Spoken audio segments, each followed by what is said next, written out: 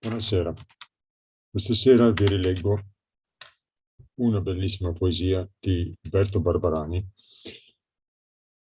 Cantata di maggio, giusto perché qui è già quasi inizio dell'inverno e appunto soffro un po' di nostalgia del caldo e della primavera.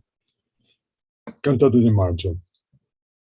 Cielo che canta, le nusole sull'albero, cielo che suona, nell'acqua che corre, cielo che siga, l'eco la buonanima dememorosa quando la discorre. Tutto quel verde, le formento tenero, come i pulsini fuori dal suo ovo. Tutto quel rosso, ma qui gli è papaveri, da infilar drento nel vestito nuovo.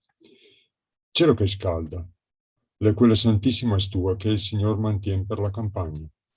12 botti, sui granari tiepidi, sora le arele i cavaleri in magna.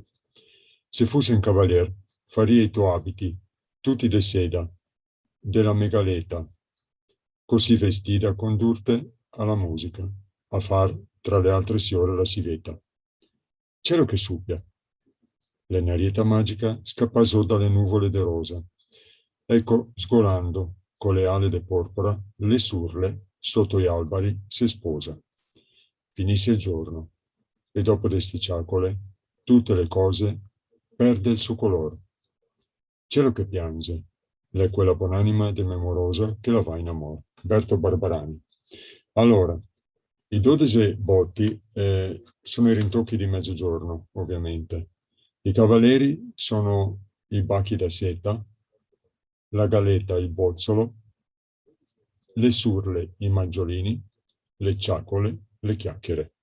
Bene, grazie per l'ascolto e mi auguro che vi sia piaciuta. Arrivederci.